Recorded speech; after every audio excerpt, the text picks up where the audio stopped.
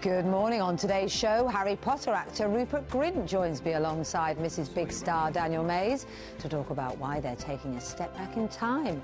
They both join me in 25 minutes.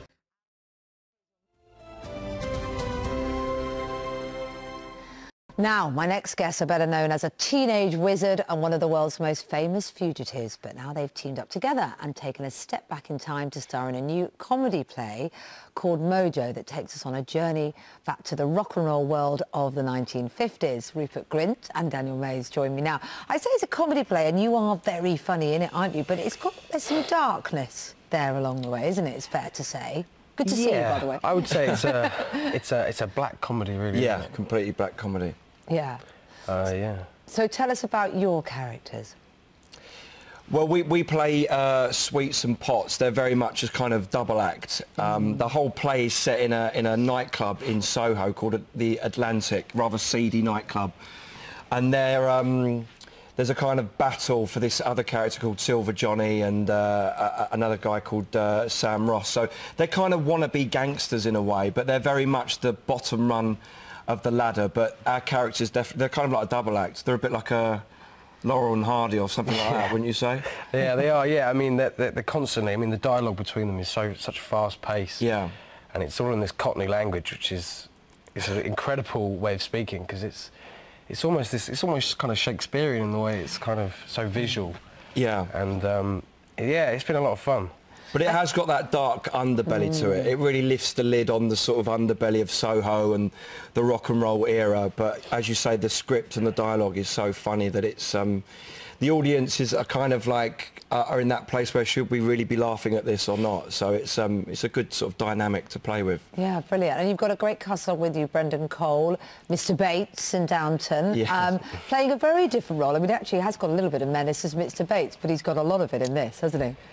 He is, yeah. He plays Mickey. He's like the elder statesman of the group. So he's kind of like the calm, isn't he? He is, around yeah. the storm, we're kind of running around like headless chickens around him. Yeah, and he brings a bit of authority and kind of keeps us all under control.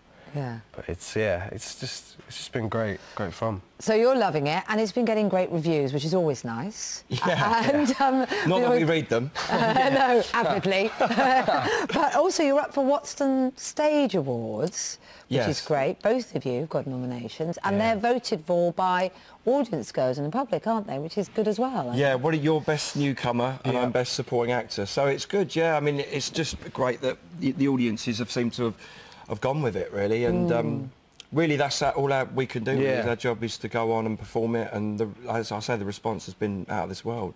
Yeah.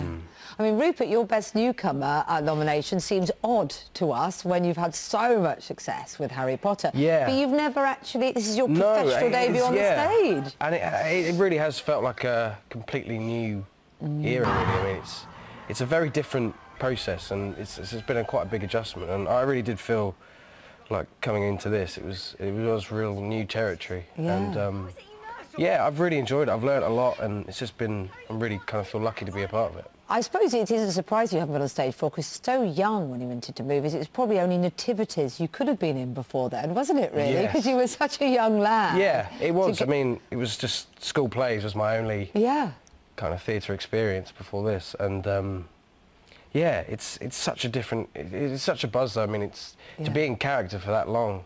I mean, I'm so used to kind of dipping in and out. Yes, exactly. It's a very different thing. Very different thing. And do you think, in a way, that because you started doing in movies and had so much success, that must give you a very unique perspective on the whole industry, really, doesn't it? Because you've had the craziness and, and the huge fans are phenomenal. Yeah. And now you're kind of going back to something more intimate. Yeah, no, it is. It's a very weird feeling. I mean, it was when we finished the last Harry Potter film. It was kind of, because we were in this bubble for such a long time. Which is actually going out tomorrow, by the way, if you didn't catch it. Yeah. God, yeah. But yeah, I mean, we were in such this huge kind of bubble. It was, you really didn't really have much of a sense of things outside it. It really was quite a contained thing. But yeah, so stepping out, it's been a experience, definitely. And Daniel, a lot of people will know you as well because of your portrayal of Ronnie Biggs. Yes, yeah. In ITV's production, and we sadly lost him before Christmas. He died. That must have given you a real insight into a man that a lot of us only know through newspaper cuttings, really.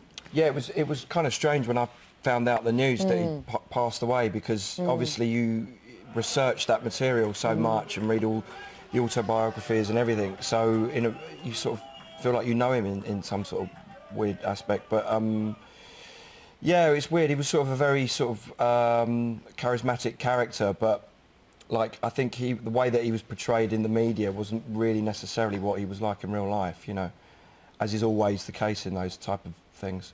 Yeah. No, absolutely, absolutely, and I'm very sad for his family, obviously, even though I know he's still a controversial character even now, isn't he? So what about 2014 then? What have you got lined up? What are you doing, Ropes?